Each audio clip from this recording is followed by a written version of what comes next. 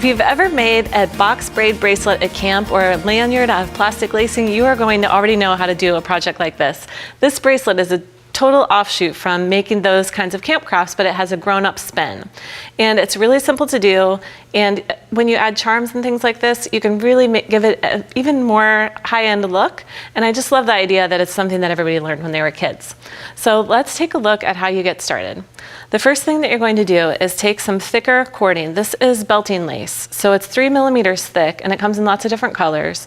And to make about a 7-inch bracelet, the braided portion, and you want it to be a little bit longer than normal, you're going to cut 2 4-foot lengths. So this is shorter, just to give you an idea of how to get started, but we'll have the instructions on the website too. And first thing, you're going to fold them in half. Then you're going to take your rubber band, and I like to attach it at the beginning with a rubber band in case I decide to use a different type of clasp. This will help you just get started and have something to hold on to here. And you can even make it a little bit longer than you're really going to need.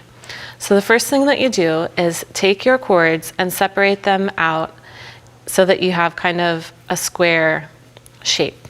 So one's coming out the top, bottom, and then from each side. Then what you do is fold them over the middle, the top and bottom. So you just kind of wrap it over your finger like this. And then it's a little bit like weaving at first. And of course, like with anything with macrame, the hardest part is just getting started. So what you'll do then is take your cord and go over the first one and then under the second. And then you're going to come out the other side. Then you're going to do the same thing in the opposite direction. So over the first one and under the second one here so that you make a square. And that's why it's called the box. So you bring this one out the side. You can see you've got your kind of square shape developing there. Now what's cool when you're doing this with leather is leather has that kind of suede underside.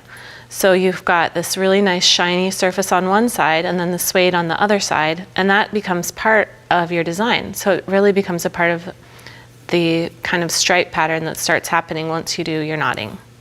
So again, we're bringing the pieces over the top and then fold it over one and under the next, and then over one and under the next, and you just keep pulling your braid together and keep working it and tightening it as you go along, and then you're going to see that pattern start to develop, and that's where you get your stripes along the sides.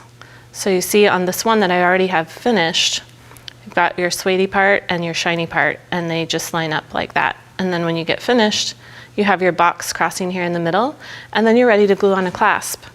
So what I did with this one is trim the ends so that they will fit inside my clasp. And this is an 8 millimeter wide piece, and we're going to glue it in like this. So first, you'll just take some glue and place it into your cap, and then you press the ends into it. So you want to put not too much glue, but enough that it's going to hold it in place. And this is a really quick drying type of glue. So I'm just going to hold my ends together here and press them in.